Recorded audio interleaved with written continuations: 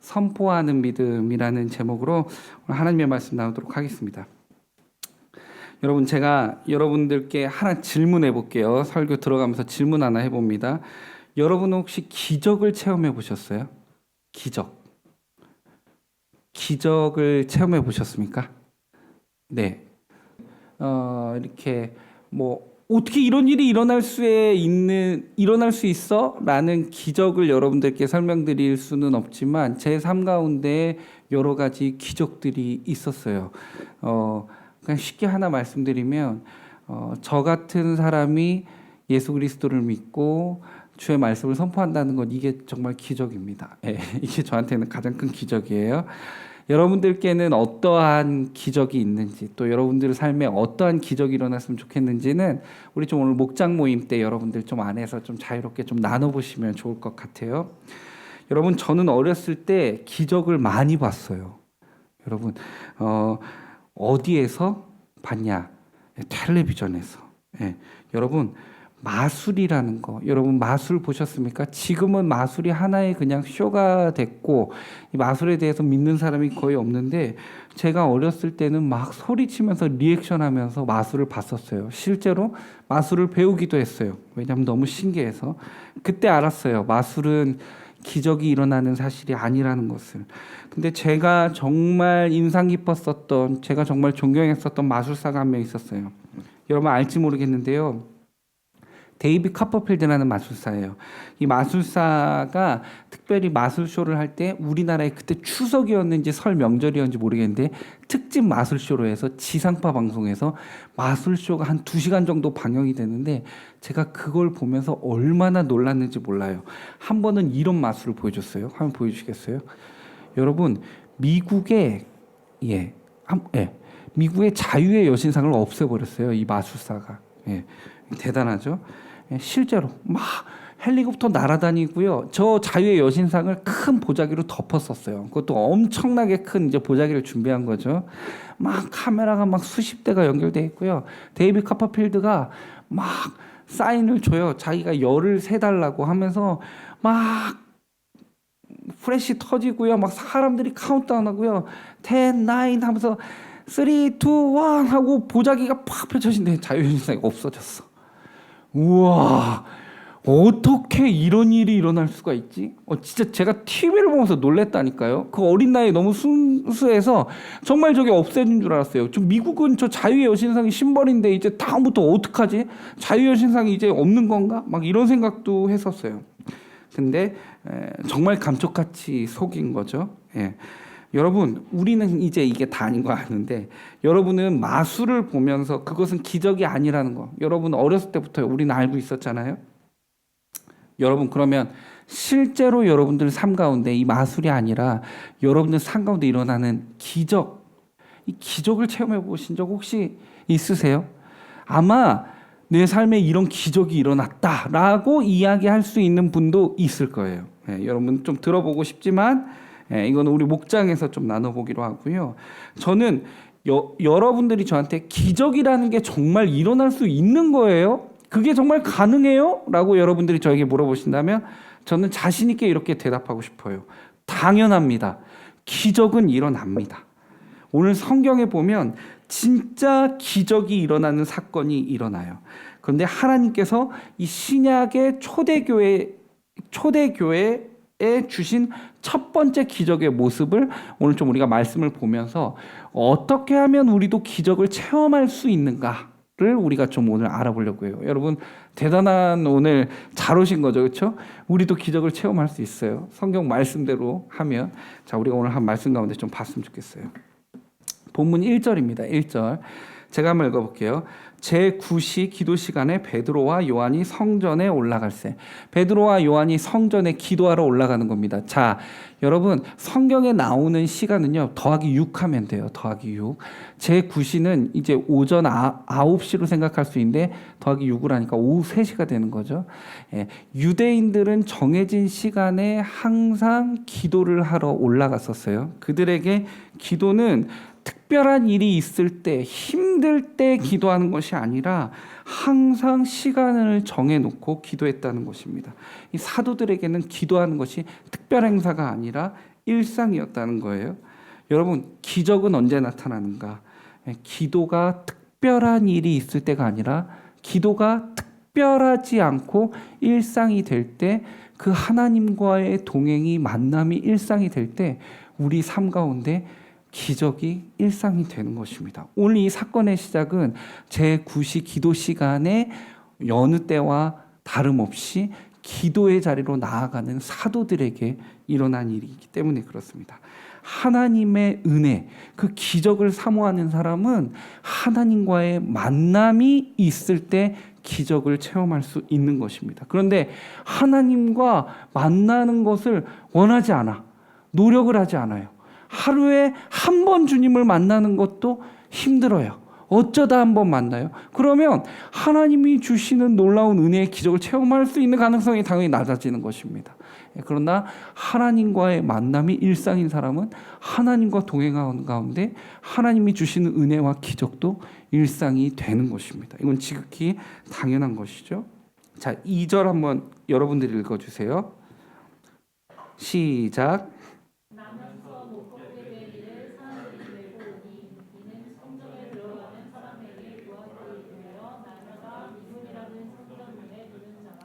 자, 성전의 문 앞에 앉아있던 구걸하는 자가 있다고 나와요. 근데 이 사람에 대한 특징을 볼까요? 2절에 나와 있네요. 나면서 못 걷게 된 이를. 그러니까 태어나서 본인이 본인의 의지로 걸어본 적이 없는 사람이에요. 그런데 이는 성전에 들어가는 사람들에게 구걸하기 위하여 날마다 미문이라는 성전문에 두는 자라. 그러니까 나면서부터 걷지 못하는 자고요. 이 사람은 구걸하는 거린이에요. 예.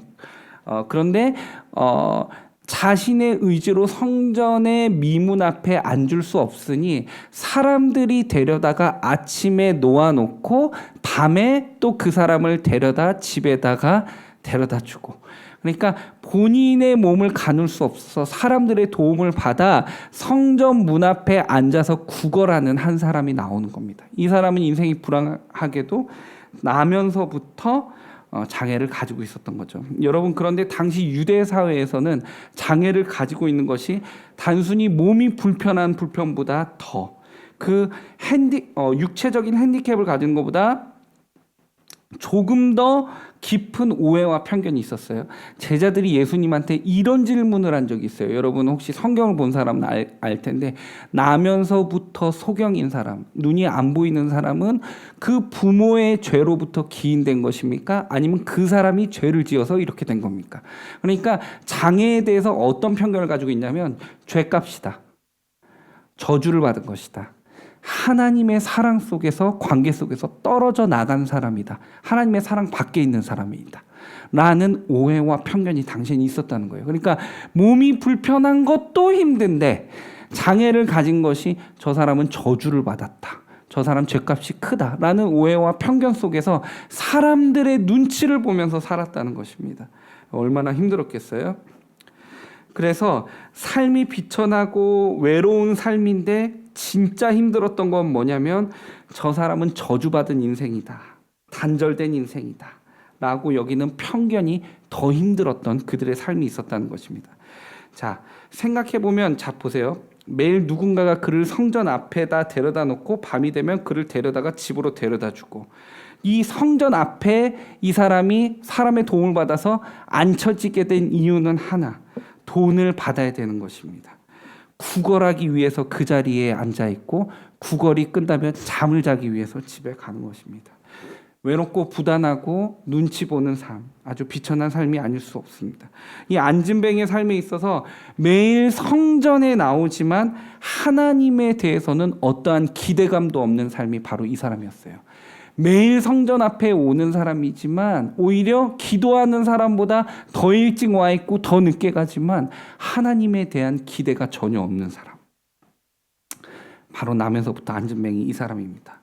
그는 던져주는 동전에만 관심이 있습니다. 동전의 모양이 어떤 모양인지 그 소리에 관심이 있을 뿐입니다. 매일매일 사람들에게 있어서 그 어느 누구도 그 안진뱅이를 향한 관심과 기도는 없었습니다. 자, 2절을 보면 그 문이 미문이라고 나와요. 말 그대로 아름다운 문이에요.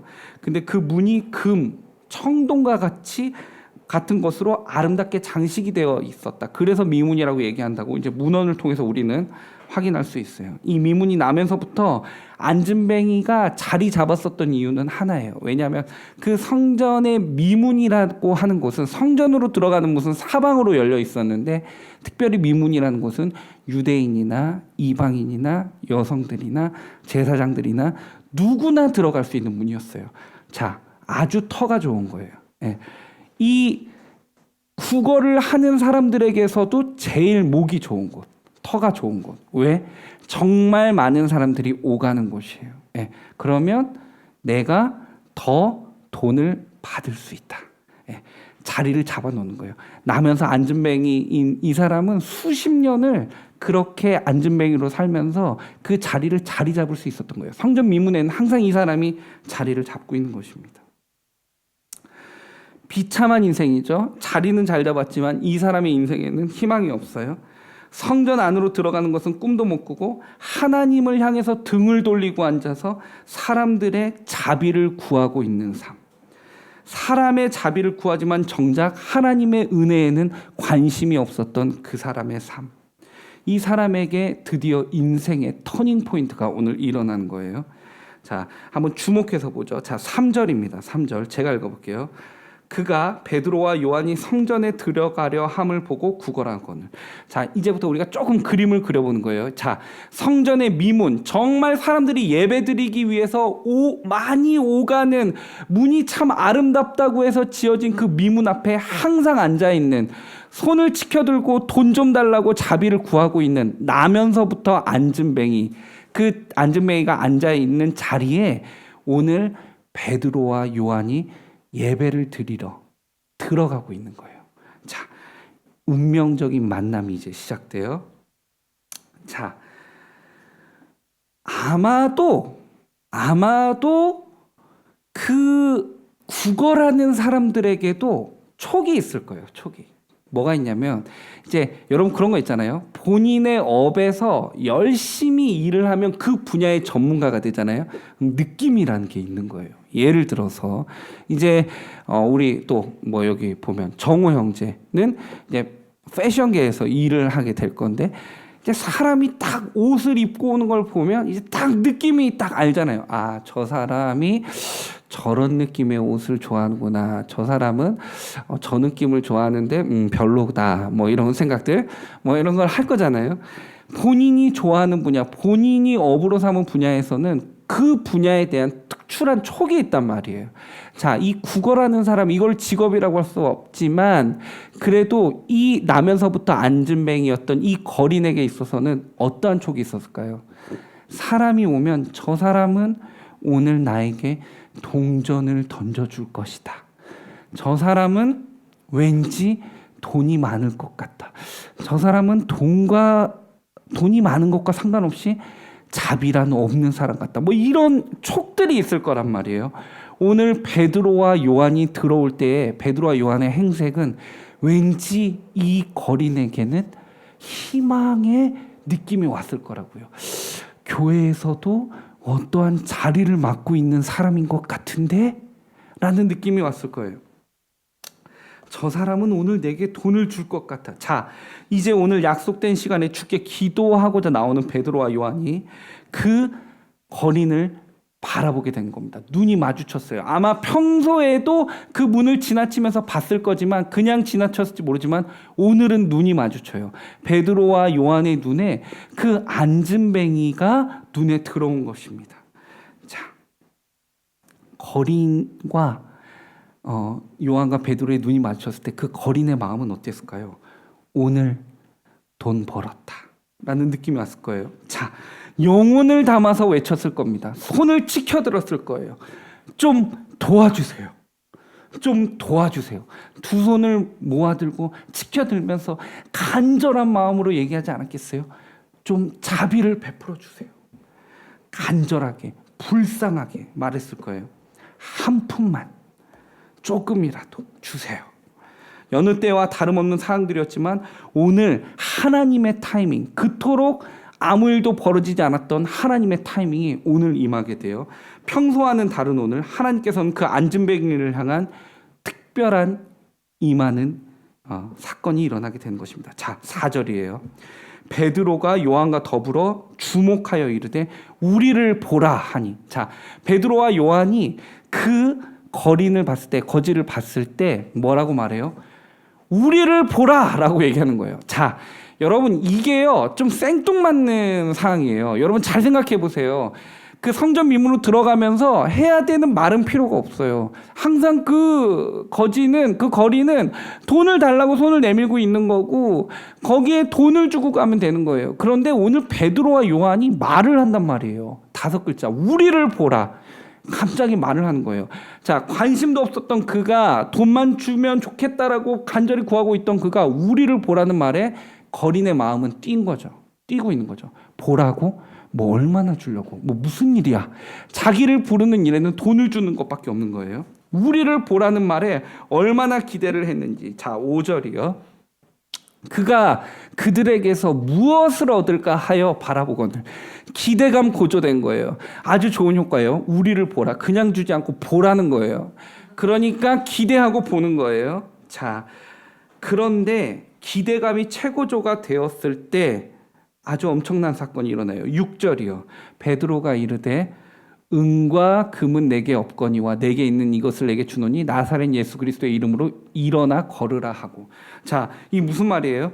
자, 우리를 보라 하니까 손 내밀고 돈 좀 주세요 했던 자가 뭐 무슨 일이야? 뭐 얼마나 주려고 해서 무엇을 줄까요? 얼굴을 들었는데 돈은 없어요 라고 말하는 거예요. 은과 금은 내게 없죠. 돈은 없어요. 자, 여기에 일단 첫 번째 실망, 아주 큰 실망이죠. 돈이 없다는 거예요. 근데 뭐라고 말해요? 내가 내게 있는 것으로 내게 주노니 나사렛 예수 그리스도의 이름으로 일어나 걸어라. 자, 나면서부터 안진뱅이한테 일어나서 걸어라. 두 번째 절망이 와요. 도대체 이 사람들은 누구인가? 왜 오늘 나를 힘들게 하는가? 돈은 왜 없으며 아픈 안 그래도 저주를 받고 비참한 인생에 더 비참하게 만드는가라고 생각을 하는 거죠. 어떻게 일어나 걸을 수 있겠어요? 자기도 일어나고 싶지만 일어나 본 적이 없는데, 발에 느낌이 없는데요. 힘이 안 들어가는데. 그런데 베드로와 요한의 그 목소리에는 아주 큰 자신감이 있었던 거예요. 내가 있는 것으로 너에게 주겠다. 예수님의 이름으로 선포하니 일어나 걸어라. 그때 무슨 일이 일어나요? 7절에서 8절 제가 읽어볼게요. 오른손을 잡아 일으키니 발과 발목이 곧 힘을 얻고 뛰어 서서 걸으며 그들과 함께 성전으로 들어가면서 걷기도 하고 뛰기도 하며 하나님을 찬송하니. 아멘. 일어나서 걸으라는 말에 당황과 분노가 치밀어 오는 그 순간에 베드로가 그 나면서부터 안진뱅이에 손을 낚아채서 올려버린 거예요. 그런데 그때 거지가 어땠겠어요, 기분이? 뭐 하는 짓이에요? 왜 그래요? 했겠죠. 그런데 자신이 태어나면서부터 살면서 느껴보지 못했던 발과 발목에 힘이 들어가는 거예요. 여러분 얼마나 행복했어요? 성경에 그가 걷기도 하고 뛰기도 했대요. 그가 발목에 힘이 일어나서 본인이 걷게 됐었을 때 아마 그의 눈가에는 행복과 감사의 눈물이 넘쳐났을 거예요. 성경에 보니까요, 그가 찬송을 한다고 나와요. 하나님의 이름을 칭찬하고 걷고 뛰고 하다가 어떻게 되냐? 자, 보세요. 9절에서 10절이요. 제가 읽어볼게요. 모든 백성이 그가 걷는 것과 하나님을 찬송함을 보고 그가 본래 성전 미문에 앉아 구걸하던 사람인 줄 알고 그에게 일어난 일로 인하여 심히 놀랍게 여기며 놀라니라. 여러분 보세요. 낚아챘을 때 그가 일어나게 되고 걷게 되고 뛰기도 하고 하나님의 이름을 찬송하면서 베드로와 요한과 함께 성전 문으로 들어가 버려요. 너무 기쁜 나머지 그가 감사의 고백을 하다가 성전으로 들어가 버려요. 자, 이 상황을 다 지켜보고 있던 사람들이 너무 놀란 거예요. 하나님을 찬송하고 있는 안진뱅이가 걷고 뛰는 것을 보고 그 사람이 이제 뒤에 가면은 나이가 40대라는 게 이제 뒤에 나오거든요. 그러니까 그 사람은 수십 년 동안 성전 미문에 앉아 있었던 심볼과 같은 그 문에는 항상 그 안진뱅이가 있다는 게 사람들의 인식이었는데 그 사람이 기뻐 뛰고 찬양을 하는 모습을 봤으니 여러분 이게 무슨 일이 일어난 거겠어요? 입을 못 다물어요. 그리고 그 베드로를 아주 기이하게 여기는 거죠. 베드로가 예수님과 같은 존재가 되는 것입니다. 자, 여러분, 이러한 놀라운 기적의 사건 우리는 한 번씩 다 들어봤어요. 어렸을 때 설교를 들었던 사람들은 이거는 한 번 이상 들어봤을 것이고 아마 안진뱅이가 베드로가 은과 금은 없지만 예수님의 이름으로 일어나 걸어라 할 때 일어나서 걸었다. 기적 사건으로만 생각할지 몰라요. 그런데 우리가 여기까지만 보는 거는 아주 얕게 보는 거예요. 이 성경의 이 기적 사건은 아주 놀라운 성경의 비밀이 있어요. 자, 우리가 이제 조금 더 우리 이제 청년부니까 우리는 1, 2학년 뭐 초등학생들이 아니니까 이제 성경을 이제 집중적으로 이 이야기가 하고자 하는 바가 무엇인지를 우리가 좀 보자고요. 여러분, 저는 교회를 다니면서 한 번이나 그 이상 들어보았던 이 기적의 사건으로만 우리가 오늘 여기에 묻히지 않고 이 놀라운 미묘한 하나님의 계획하심을 발견하기를 원해요. 자, 오늘 이 거지에게 있어서 안진뱅이에게 있어서 목표는 딱 하나였어요. 뭐였어요? 오늘 제대로 큰 돈 벌어보고 집에 가보자. 자, 그 거지에게 있어서 삶의 목표는 하나예요. 오늘 하루 최선을 다하자. 오늘 하루 최선을 다해서 돈 받자. 자비를 구하자. 자, 그러면 여러분이 대답해 주세요. 그런데 오늘 이 안진뱅이에게 있어서 일어난 최고의 이득은 무엇입니까? 여러분 대답해 주세요. 돈이 아니라 뭐였어요? 오늘 최고의 이득. 치유죠. 걸어서 일어나서 가게 된 거죠. 자, 우리는 여기까지 생각할 수 있는데요. 더 가보자고요. 하나님의 계획에서 오늘 이 안진뱅이에게 주신 최고의 선물은 구원이에요. 물론 베드로는 이 거지는 본인이 돈이 필요하다고 하지만 베드로는 봤을 거예요. 이 거지에게 정작 필요한 것은 돈보다 안진뱅이에서 벗어난 걸어가는 것일 것이다 라고 선포했을 거예요. 일어나 걸으라고 했다고요. 그런데 하나님의 계획에서 오늘 이 안진뱅이에게 임한 최고의 선물은 뭐냐면 그가 찬양하고 하나님의 이름을 높이고 예수 그리스도의 이름을 높이면서 성전 문으로 들어가 버린 거예요. 기뻐서 예수님을 만나러 성전에 들어간 거예요. 여러분, 그러니까 이 거지의 입장과 또 이 기적을 베푼 베드로의 입장과 하나님의 입장은 이게 다른 거예요. 오늘 이 사건은 하나님이 계획하신 자, 하나님의 타이밍에 그 안진뱅이에게 오늘 구원의 역사가 일어난 것입니다.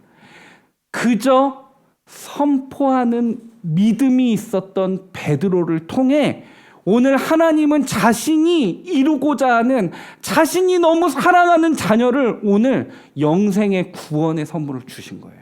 여러분, 이거는 얼마나 큰 의미를 가지는지 몰라요. 우리는 이렇게 생각해요. 내가 똑바로 살아야 되는데, 내가 정말 좋은 직장 들어가야 되는데, 내가 그래도 좀 외모가 돼야 되는 거 아닐까? 내가 옷은 좀 잘 입어야 되는데, 내가 그래도 일본에서 좀 잘 나가야 되는 거 아닐까? 좀 더 정착해야 될 때, 여러 가지 생각들을 가져요. 이게 하나님의 영광을 위한 거야. 내가 이렇게 해야 안 믿는 사람도 주님께로 더 가까이 오지 않겠어? 그 주체가, 주님께로 오게 하는 주체가 나에게 있다고요. 내가 잘해야 돼요. 내가 잘하면 저 사람이 믿을 것 같아요. 주님을 믿게 하고 구원을 받게 하는 주체가 어느 순간 내가 됐다고요. 내가 잘해야 되는 거예요. 그런데 오늘 하나님께서 이루시는 하나님의 타이밍 가운데 이 거린이 주님께로 돌아오게 되는 과정에 있어서는 모든 것이 하나님이 믿음의 주체였다는 거예요. 구원의 주체는 하나님이세요. 하나님이 오늘 베드로를 사용하셨어요. 그래서 하나님이 성전 앞에는 앉아 있었지만 성전을 등지고 돈에만 관심 있었던, 전혀 구원받기 위해 준비가 조금도 되어 있지 않았던 거지가 오늘 하나님을 만나게 되는 역사가 일어난다고. 이거는 전적인 하나님의 은혜예요. 오늘 그걸 얘기하는 거예요. 성경은 기적 사건에 우리가 포커스를 맞추게 하는 것이 아니라 그 누구도 은혜를 받고 구원을 받을 수 있다라고 말씀하시는 거예요. 여러분, 그러면 저는 오늘 이 질문을 던져봐요. 왜 그러면 하나님은 굳이 이 기적 사건이라는 것, 이 세상에서 우리가 살아가면서 정말 보기 힘든, 우리가 구현하기 힘든 왜 기적 사건을 일어나게 해서 이 안진뱅이가 예수님을 믿게 한 것이었을까? 다른 방법도 더 있었을 텐데 왜 이 사건을 이용하셨을까? 하나님의 계획에 있어서는 우리가 다 알 수는 없지만 이 베드로가 이 거린이 주님께로 나오게 했던 이 기적의 사건을 통해서 성경의 뒤에 보니까 3,000명, 5,000명의 인원이 주님께로 돌아오게 되는 역사가 일어나요. 베드로를 통해서. 주님께서는 많은 잃었던 자들이 주님께로 돌아오게 하기 위한 놀라운 계획이 있었던 것입니다. 하나님은 이 베드로를 통해서, 그게 베드로가 아니어도 돼요. 우리여도 되고요. 다른 사람이어도 상관이 없어요. 수많은 사람들이 주님께로 돌아오게 하기 위한 하나님의 놀라운 계획 가운데 있었다는 거예요. 안진뱅이가 일어났다는 기적의 포커스가 아니라 하나님이 많은 이들이 주님께로 돌아오게 하기 위해서 오늘 베드로를 통해 이렇게 일하신다가 포커스가 되어야 한다는 것입니다. 베드로는 이 상황들을 보면서 사람들이 베드로를 극진히 모시려고 하고 아픈 자들을 베드로에게 데려가면 다 나을 수 있다는 이 베드로를 추앙하는 이 모습 가운데 베드로는 한마디예요. 자, 12절이요. 12절에 이렇게 얘기해요. 베드로가 이것을 보고 백성에게 말하되 이스라엘 사람들아, 이 일을 왜 놀랍게 여기느냐? 우리 개인의 권능과 경건으로 이 사람을 걷게 한 것처럼 왜 우리를 주목하느냐? 여러분, 이게 무슨 말이에요? 내가 한 게 아닌데 왜 나한테 그러세요? 주님이 나를 통해 일하신 건데, 오늘 이 사람이 안진뱅이에서 걸어가며 주님을 믿게 한 이 사건은 하나님의 타이밍 가운데 주님께서 이루신 구원의 사역입니다를 말하는 것입니다. 그러면서 오늘 이렇게 얘기해요. 16절이요. 그 이름을 믿음으로 그 이름이 너희가 보고 아는 이 사람을 성하게 하였나니 예수로 말미암아 난 믿음이 너희 모든 사람 앞에서 이같이 완전히 낫게 하였느니라. 여러분, 이 기적은 내가 일으킨 것이 아니에요. 우리의 죄를 깨끗게 하기 위해서 이 땅에 오신 예수님을 믿는 그 믿음으로 낫게 한 것입니다. 예수님의 능력이었습니다. 라고 고백하는 거예요. 자, 베드로는 오늘 이 기적의 사건을 믿음이 낫겠다라고 고백해요. 자, 그래서 저는 오늘 선포하는 믿음이라고 이 베드로의 이 기적 사건의 믿음을 좀 명칭해 봤어요. 선포하는 믿음. 여러분, 믿음은 선포하는 거예요. 자, 우리가 믿음을 착각하면 안 돼요. 많은 사람들이 믿음을 이렇게 오해해요. 뭐냐면 내가 봤더니 저렇게 되네?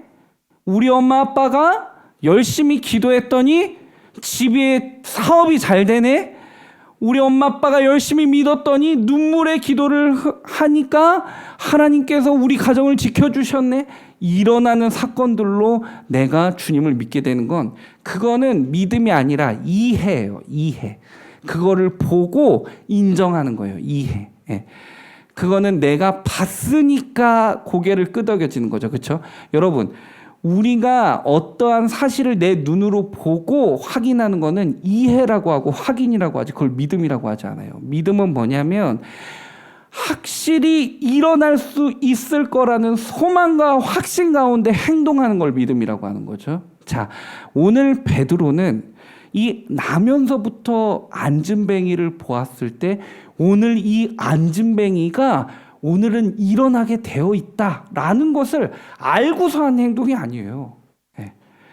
오늘 하나님이 베드로에 통해서 그 말씀을 선포하게 하셨을 때 베드로는 그냥 믿음으로 선포한 거예요. 나는 본 적 없지만, 그런 일이 일어날 수 있을지 모르겠지만 주님은 하실 수 있잖아요.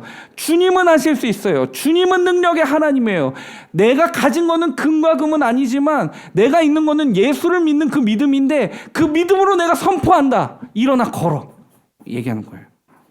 어떻게 돼요? 일어나서 걷는 거예요. 믿음은 선포에서 나오는 거예요. 여러분, 그게 믿음이에요. 여러분, 삶을 살아가면서 한 주간의 삶 가운데 여러분들에게 어떠한 낯선 어려움이 찾아올지 몰라요. 새롭게 찾아오는 어려움들, 숙제들, 관계 어려움들, 문제들, 우리 항상 힘들잖아요. 자, 이때에 구글을 찾아보는 거, 네이버를 찾아보고 이 부분에 대해서는 이미 유경험자를 찾아보는 거는 끝난 거예요. 그건 답이 아닌 거예요. 자, 이 상황 가운데서 주님은 하실 수 있어요. 주님은 하실 수 있잖아요. 믿음으로 선포하는 거예요. 그 가운데 하나님이 나와 함께 하신다는 믿음의 선포 가운데 주님의 도우심을 믿으면서 선포하는 거예요. 주님이 하십니다. 주님은 하실 수 있습니다. 내가 오늘도 이 상황 가운데서도 평안함으로 이미 나아갑니다. 일어난 건 없지만 믿음으로. 그 믿음에 주님이 응답하시는 거예요. 선포하는 믿음이에요.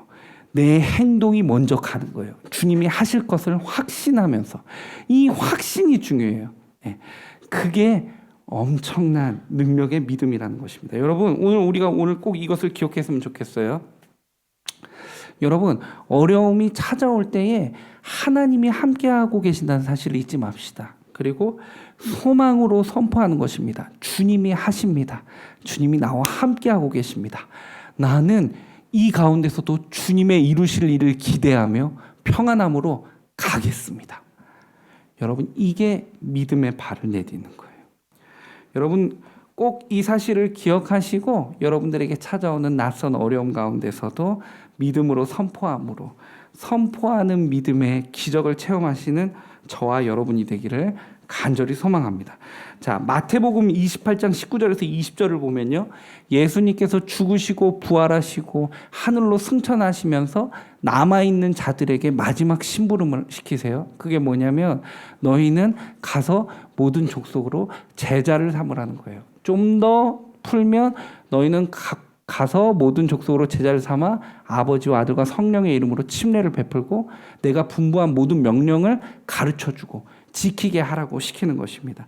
그게 예수님께서 우리에게 시켜주신 사명이에요. 부여하신 사명이고 심부름이에요. 자, 우리는 그 사명을 감당해야 할 의무가 있습니다. 그 사명이라는 것은 우리가 지켜야 되는 거예요.